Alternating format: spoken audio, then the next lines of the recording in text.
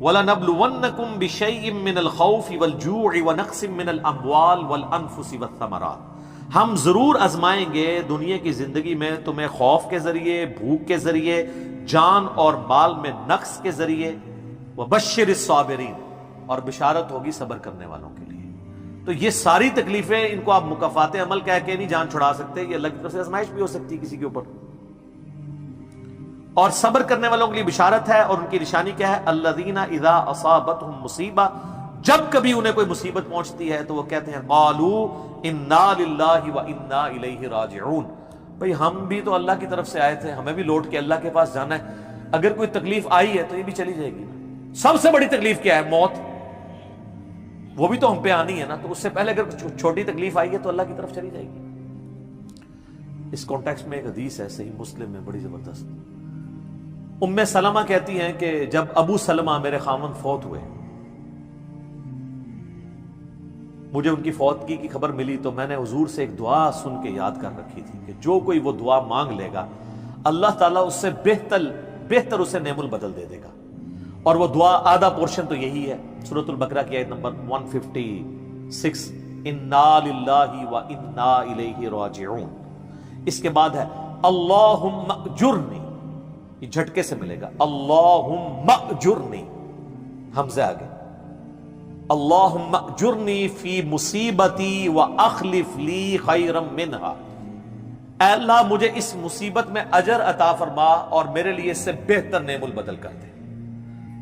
تو کہتی ہیں کہ نبی علیہ السلام نے فرمایا تھا جو یہ دعا مانگ لے گا نا تو اللہ تعالیٰ اس کی کمپنسیشن فرما دے گا، اسے بہتر نعم البدل دے گا۔ کہتے ہیں میں نے دعا تو کی، پھر میں یہ سوچتی تھی کہ میرے خامن جیسا تو کسی کا خامن نہیں ہوگا، ابو سلمہ جیسا خامن مجھے کیسے مل سکتا ہے۔ تو جب عدت پوری ہوئی تو نبی علیہ السلام نے پیغام کا نکاح کا پیغام بھیج دیا، ام المومنین بن گئی، اور یہ ہماری وہ ماں ہے جو سب سے آخر میں فوت ہوئی ہے 64 ہجری میں، واقعہ کربلا کے بھی 3 سال بعد۔ تو اس دعا کی، یہ دعا یاد رکھیں، چھوٹی موٹی بھی کوئی بھی تکلیف، کوئی بچوں کو موچتی ہے گھر میں، کسی کو زخم لگتا ہے، ٹھوکر لگ جاتی ہے، کوئی مالی نقصان ہو جاتا ہے، فوراً یہ دعا، اور میں نے الحمدللہ 20 دفعہ یہ دعا آزمائی ہے۔ وقتی طور پہ تو فیل ہو رہا ہوتا ہے کہ یار کوئی مسئلہ خراب ہو گیا، لیکن اس کے بعد اسی شر کے اندر خیر چھپی ہوئی ہوتی ہے، وہ مل جاتی ہے۔ اس آپ دعا کو یاد رکھیں، اور صبح شام جو چھوٹی موٹی کوئی خبریں بھی آپ کو ملتی رہتی ہیں نا، اس کے اوپر آپ یہ دعا پڑھتے رہیں، یہ آپ کے لیے ایک بہت بڑا وظیفہ ہے انشاءاللہ تعالی۔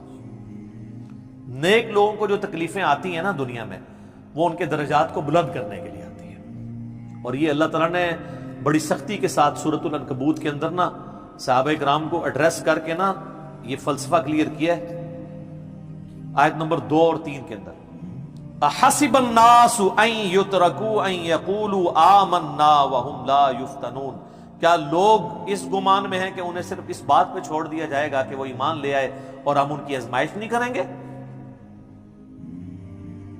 وَلَقَدْ فَتَنَّ الَّذِينَ مِن قَبْلِهِمْ، بے شک ہم نے ضرور آزمایا تھا ان سے پہلے لوگوں کو، فَلَيَعْلَمَنَّ اللَّهُ الَّذِينَ صَدَقُوا وَلَيَعْلَمَنَّ الْكَاذِبِينَ، تو اللہ تعالیٰ ضرور جانچ کر رہے گا کہ کون سچے ہیں اپنے دعوے کے اندر، کس دعوے میں کہ غلامی رسول میں موت بھی قبول ہے، اور کون صرف نعرہ بازی کر رہے ہیں۔ اللہ تعالیٰ ان کو ظاہر کر کے رہے گا، جانچ کے رہے گا۔ تو یہ اللہ تعالیٰ نے اپنا اصول رکھا ہے، یونیورسل ٹروتھ ہے۔ اس کانٹیکسٹ میں صحیح بخاری میں ایک حدیث ہے، صحابہ کرام نے جب کافروں کی تکلیفوں کا ذکر کیا نا حضور سے، تو آپ نے فرمایا صبر کرو، اللہ کی قسم تم سے اگلے لوگوں کو زمین میں گاڑا جاتا تھا، سر کی مانگ پہ آرا رکھا جاتا تھا اور کہا جاتا تھا کہ اسلام چھوڑ دو، اور وہیں ان کے 2 ٹکڑے کر دیے جاتے تھے، وہ اپنے دین پہ قائم رہتے تھے۔ لوہے کی کنگیاں ان کے گوشتوں پہ پھیری جاتی تھی، حتیٰ کہ ہڈی تک پہنچ جاتی تھی، تب بھی وہ اپنے دین پر ثابت قدم رہے۔ تو نبی علیہ السلام نے اپنے صحابہ کو اگلے لوگوں کی یہ تکلیف گنوائی۔ تو اب وہ جو اتنی تکلیفیں کاٹتے رہے ہیں، وہ کوئی مکافات عمل نہیں ان کے لیے ہوا، آزمائش تو ہوئی ہے نا جی۔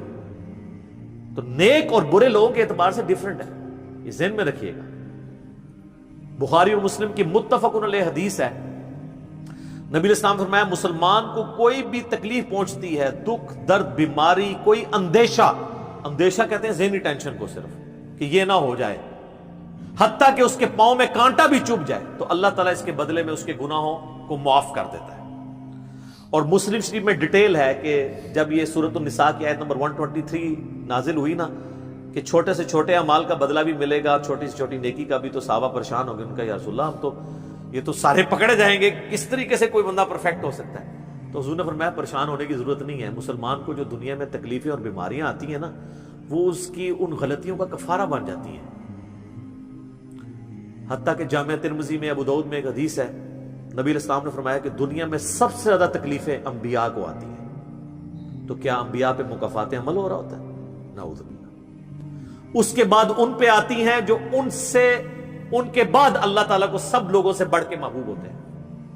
آپ نے صحابہ کا بھی نام نہیں لیا، فرمایا جو بھی، وہ اس زمانے میں بھی ہو سکتا ہے، آج کے زمانے میں بھی، کیونکہ بعض اصحاب تو ایسے ہیں جنہوں نے کفر کی زندگی میں بھی موج کی ہے اور اسلام کی زندگی میں موج کی ہے، وہ تکلیفوں سے گزرے ہی نہیں ہیں۔ اچھا، اور پھر فرمایا اس کے بعد وہ لوگ ہیں جو اس کے بعد اللہ کو سب سے بڑھ کر محبوب ہوتے ہیں، حتیٰ کہ انسان پہ تکلیفیں آتی رہتی ہیں اور اس کی موت کا وقت آ جاتا ہے اور اللہ تعالیٰ اسے پاک و صاف کر کے دنیا سے اٹھا لیتا ہے۔ یہ جو لوگ کہتے ہیں نا یار وہ موت کے وقت فلانے کے ساتھ، یار وہ احمد دیدہ صاحب 9 سال تک قومے میں رہے ہیں، اتنی اسلام کی انہوں نے خدمت کی، ہزاروں عیسائیوں کو مسلمان کیا، لاکھوں مسلمانوں کے ایمان کی حفاظت کا سبب اللہ نے ان کو بنایا، لیکن وہ 9 سال تک قومے کی حالت میں رہے، 1996 سے لے کے 2005 تک۔ تو کوئی کچھ کہتا تھا جی یہ وہ عیسائی بھی ان کو کہتے تھے دیکھو جی اس کو بدوا لگ گئی اور یہ وہ ہو گیا، گستاخ ہے، یہ وہ ہے۔ تو یہ تو کوئی طریقہ نہیں ہے۔ اس طریقے سے جنید جمشید صاحب جب شہید ہوئے تو آپ دیکھ لیں ان کے مخالفین نے ان کے بارے میں کیا بات کی، اور صحابہ کرام کو تو رومن امپائر کی بیٹل فیلڈز کے اندر تیل کے کڑاؤں میں روسٹ کیا گیا ہے، تو آپ کیا کہیں گے نعوذ باللہ ان کے ساتھ یہ کچھ ہو گیا؟ ابو عبیدہ ابن جرح، معاذ ابن جبل لاڈلے ترین اصحاب ہیں، طاعون کے مرض میں شہید ہوئے ہیں، اور طاعون میں اتنے بڑے بڑے پھوڑے جسم کے اوپر نکلتے ہیں۔ آپ تو سمجھتے ہیں کہ صحابہ کرام جو ہے وہ بڑے سکون سے بیٹھتے ہوں گے اور پھر کلمہ پڑھتے ہوں گے، ساتھ ہی ایسے روح پرواز کر جاتی ہوگی۔ حضرت حمزہ ابن عبد المطلب کا مسلح ہوا ہے، سید الشہداء ہیں۔ حضرت حسین علیہ السلام کے ساتھ جو کچھ کربلا میں ہوا ہے، تو نیک بندوں اور عام بندوں کے اعتبار سے اس کا حکم ڈیفرنٹ ہے۔ نیک بندوں کے درجات بلند ہوتے ہیں۔ حسین ابن علی سے اتنی بڑی قربانی نے اللہ نے لی کہ قیامت والے دن ان کو جنتی نوجوانوں کا جو سردار ہونا ہے اس کو جسٹیفائی کیا جائے کہ آؤ جی حسین جیسی ہے کسی قربانی، بنا دینا ہے سردار، آ جاؤ لے کے آؤ۔ کوئی کھڑا ہو سکتا ہے؟ ابھی تک 1500 سال میں تو نہیں کوئی دعویٰ کرے گا کھڑا ہونے کا۔ تو اللہ تعالیٰ نیکیوں کو جسٹیفائی بھی کرواتا ہے، وہ مکافات عمل نہیں ہو رہا ہوتا۔ نیک لوگوں کے لیے ڈیفرنٹ ہے، ان کے درجات بلند ہوتے ہیں، اور باقی عام لوگوں کے لیے یہ ہے کہ ان کے لیے بھی آپ نہیں کہیں گے کہ ان پہ عذاب ہے، یا اللہ کی طرف پلٹنے کا ذریعہ ہے یا ان کے گناہوں کا کفارہ ہے۔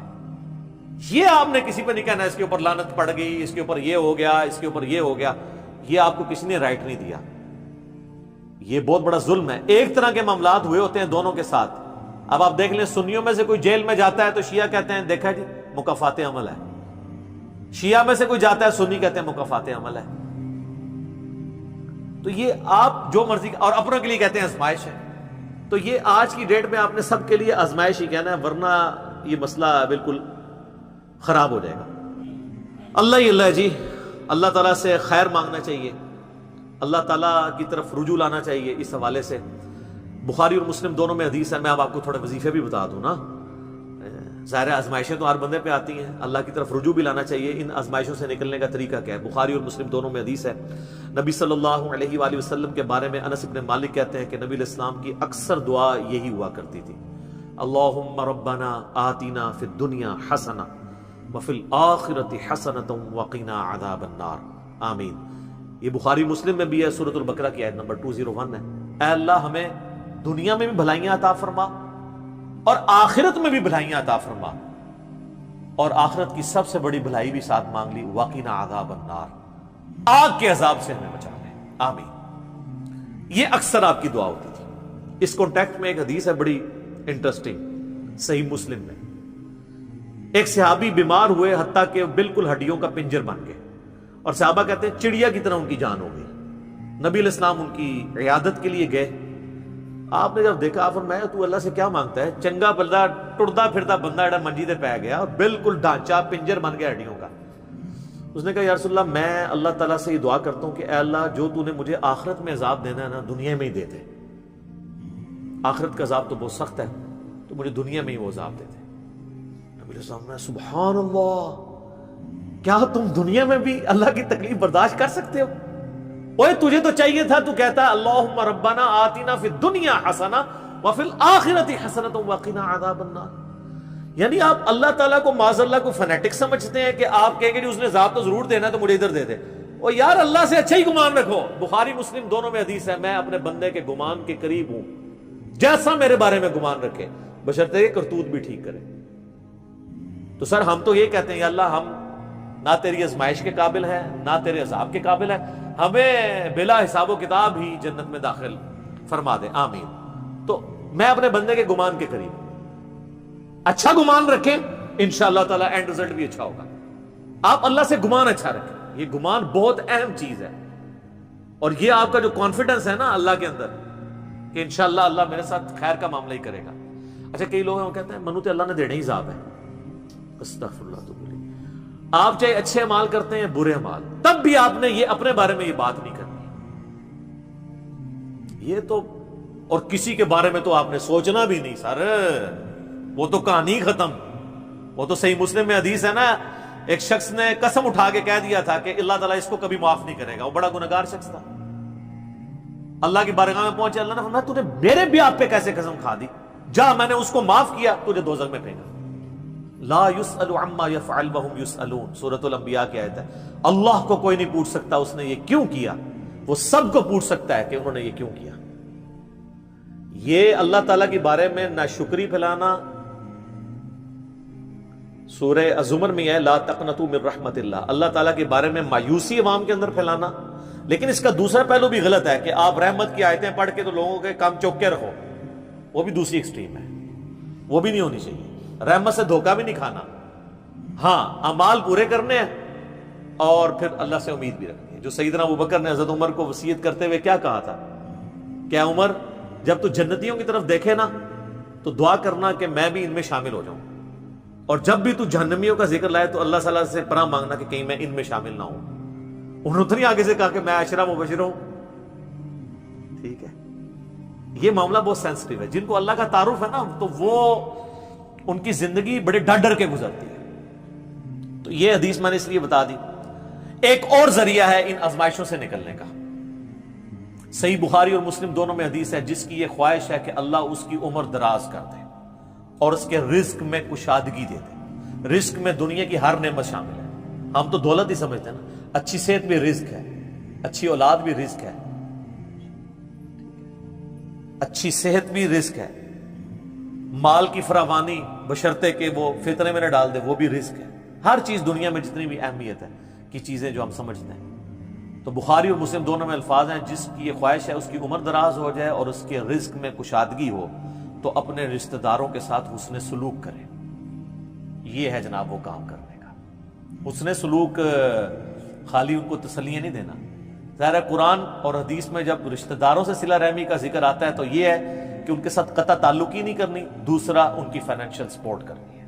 اس لیے آپ دیکھیں سب سے زیادہ حقدار زکوٰۃ کے صدقات کے آپ کے بہن بھائی ہیں, سب سے قریبی رشتہ ہوا ہے, اس کے بعد کوئی اور حقدار.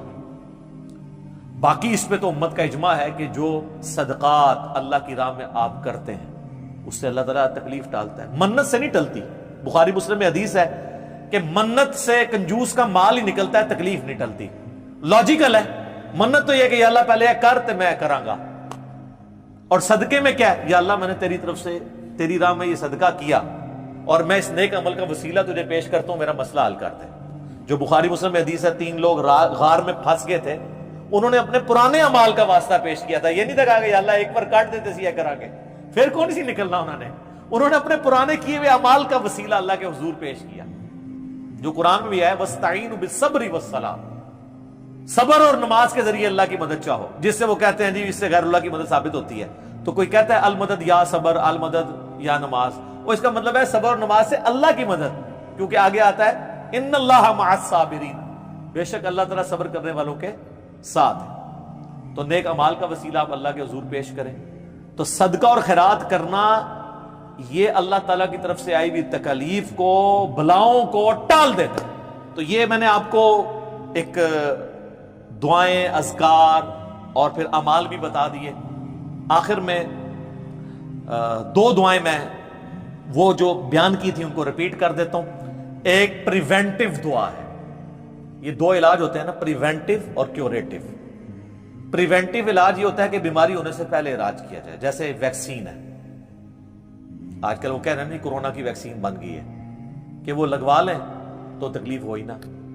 ایک ہوتا ہے کیوریٹیو علاج، کہ بیماری ہو گئی ہے تو اب علاج کیسے کرنا ہے. تو پریونٹیو علاج جو دعائیں ہیں نا وہ ہے اللہم ربنا آتنا فی الدنیا حسنہ وفی الآخرۃ حسنۃ وقنا عذاب النار. ہر نماز کے تشہد میں اسے مانگے، ٹھیک ہے، بلکہ سجدے میں مانگے. صحیح مسلم میں حدیث ہے کہ سجدے میں تم اپنے رب کے سب سے زیادہ قریب ہوتے ہو، خوب دعائیں مانگا کرو. سجدے میں بھی آپ یہ دعا مانگ سکتے ہیں، تشہد میں تو مانگے ہی مانگے. وہ بخاری مسلم میں حدیث ہے درود شریف کے بعد جو چاہو اپنے رب سے مانگو، وہ تو قبولیت کی ایک جگہ ہے. اس کے علاوہ یہ ہوگی پریونٹیو علاج بیماریوں سے، پریشانیوں سے.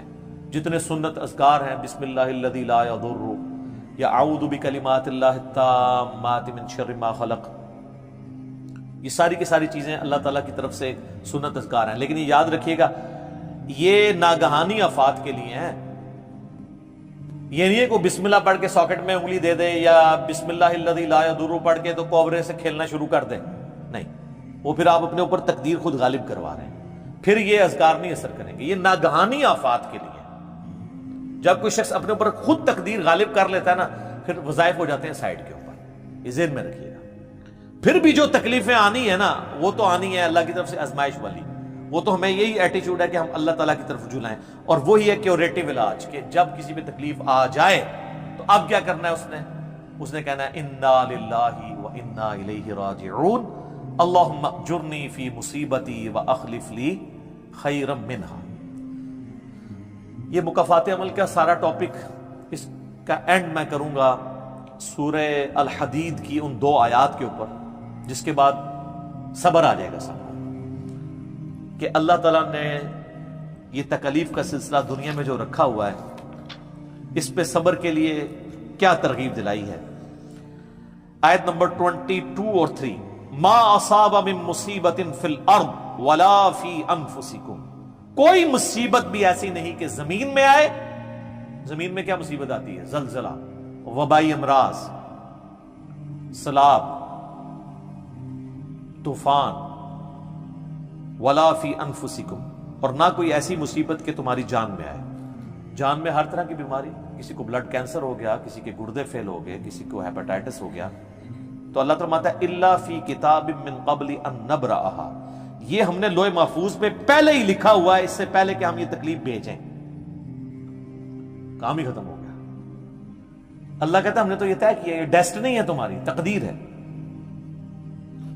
ان ذالک علی اللہ یسیر، یاد رکھنا یہ اللہ کے لیے بڑا احسان ہے، بہت آسان ہے. کوئی یہ بھی کہہ سکتا ہے کتنا ہو گیا، پہلے ہی اللہ کو پتا ہے. اللہ کے علم کے لیے آسان ہے.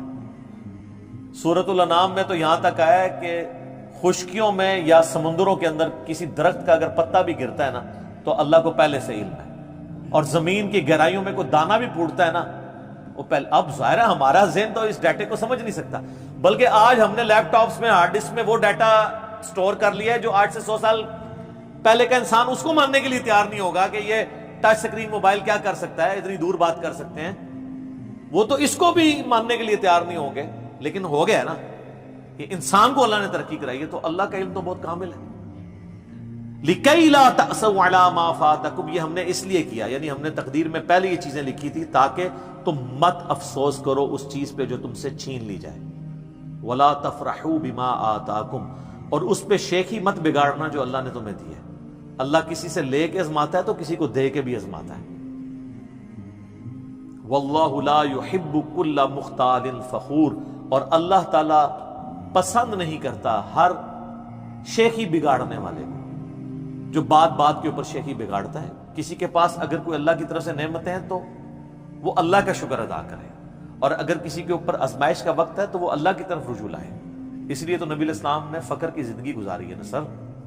باقی نیک بندوں کے لیے درجات کی بلندی کا ذریعہ ہے آزمائشیں آنا، برے لوگ بھی اس اعتبار سے کہ میرے اعمال کی شامت ہے اور میرے گناہ معاف ہو جائیں گے اور میں اپنی اصلاح بھی کر لوں، کسی کے بارے میں کوئی ورڈکٹ نہ دیں، اپنے اوپر ضرور لاگو کر لیں۔ ہم اللہ تعالیٰ سے دعا کرتے ہیں اللہم اجرنا من النار، اللہم انی اعوذ بک من عذاب جہنم، ربنا اننا آمنا فاغفر لنا ذنوبنا وقنا عذاب النار، اللہم انی اعوذ بک من عذاب جہنم، ربنا اصرف عنا عذاب جہنم ان عذابها کان غراما، اللہم ربنا آتنا فی الدنیا حسنہ وفی الآخرة حسنة وقنا عذاب النار، اللہم احسن عاقبتنا فی الامور كلها وَأَجِرْنَا مِنْ خِزْيِ الدُّنْيَا وَعَذَابِ الْآخِرَةِ، آمین ثم آمین۔ ٹھیک ہوگا جی؟